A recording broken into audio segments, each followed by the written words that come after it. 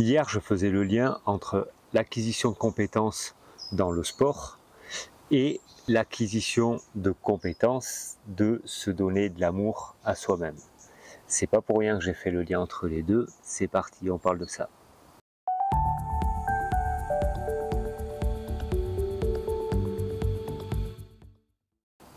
Il y a une phrase populaire, et je crois assez connue, qui dit « Il vaut mieux être seul que mal accompagné ».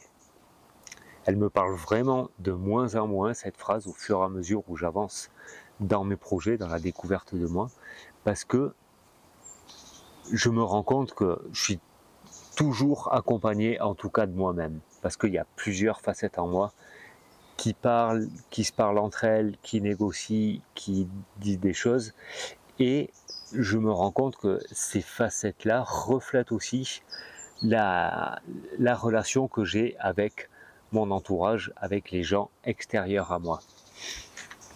Ce que je parlais hier, l'acquisition de compétences, de se donner de l'amour, j'y reviens dessus parce que il y a peut-être un mois ou deux de ça, dans un groupe de coaching dans lequel je suis, je posais la question, mais comment on fait pour se donner de l'amour? C'est quoi? Est-ce qu'il y a une technique? Comment vous vous y prenez? Qu'est-ce que parce que tout le monde me disait, mais oui, il faut que tu te donnes de l'amour, il faut que tu donnes de l'amour. Oui, mais comment? Et puis j'ai réussi à glaner quelques petites infos à droite à gauche, regarder des vidéos, écouter des gens qui parlaient. Et y en a quelques-unes qui disaient, mais comme avec une personne qu'on aime, qui va pas bien, qui va être un petit peu dans une phase un peu basse, on va y aller, puis on va lui caresser un petit peu la tête, on va lui caresser un petit peu le bras. Et j'ai commencé à faire ça doucement. Ça me paraît complètement ridicule. Et ce matin, moi je suis parti un petit peu dans mon flot de me dévaloriser par rapport à une situation. J'ai vu une situation difficile et je suis reparti à me dévaloriser, à me dire que j'étais inadapté, à me dire tout ça. Et tout d'un coup, j'ai pensé à ça et à cette chose qui me paraît complètement ridicule. Et puis alors j'ai commencé à me caresser le bras en me disant, mais si j'étais si j'étais une personne extérieure, ou si moi j'étais à l'extérieur et que je voyais une personne réagir comme moi et vivre qu'est-ce que je vivais, qu'est-ce que je lui dirais? Qu'est-ce que j'aurais envie? Comment j'aurais envie d'être avec cette personne-là? Et alors j'ai fermé les yeux un peu, puis je me suis un peu caressé le bras, et puis voilà, je me suis dit ça. Et ça a eu le pouvoir de m'apaiser directement. À la suite de ça, je l'ai senti et je me suis relié au battement de mon cœur. J'ai juste été, voilà, je me suis concentré sur ma poitrine et j'ai senti les battements de mon cœur et je me suis juste relié à ça. J'ai écouté mon cœur battre. Ça a vraiment eu pour effet de descendre tout ça et apaiser. Ce qui est intéressant dans ce que je vis là, c'est que je disais juste avant, il y a peu de temps de ça, c'est quelque chose qui me paraissait complètement absurde et complètement ça me mettait même mal à l'aise, presque en fin de compte, de faire ça, de me dire, mais moi je vais me faire un câlin à moi, c'est quoi ce truc ridicule? Ça n'a aucun sens, enfin je vois pas. Et en fin de compte,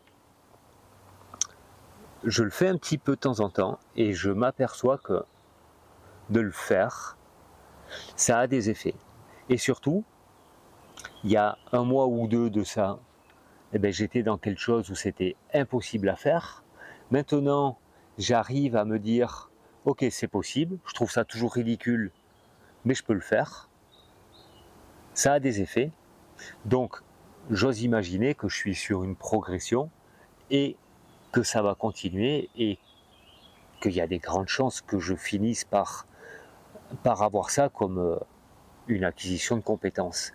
Et tout mon système, tout mon mental, au moment où il aura décidé ou défini cette action comme quelque chose qui lui apporte du bien, comme quelque chose de sécurisant, quelque chose qui le met en sécurité, alors ça deviendra un outil naturel. Et c'est ça qui est hyper important, c'est de convaincre notre esprit que cette façon de faire est un outil qui nous met en sécurité. Parce que pour le moment, dans mon fonctionnement, que j'ai appris depuis toujours, l'outil qui me met en sécurité, c'est la fuite, c'est de me mettre en colère, c'est le jugement. Et tout ça, ça crée comme des drogues un petit peu, hein, en fin de compte, qui créent des subterfuges, qui fait penser à l'esprit qu'il est en sécurité.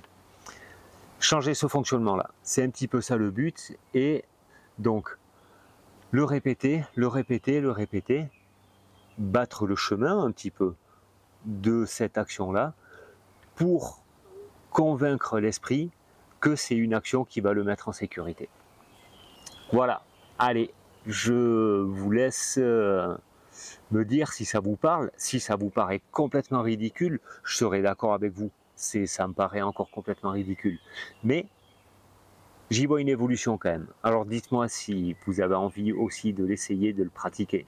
Et sur ce, je vous dis à demain pour de nouvelles aventures. Ciao!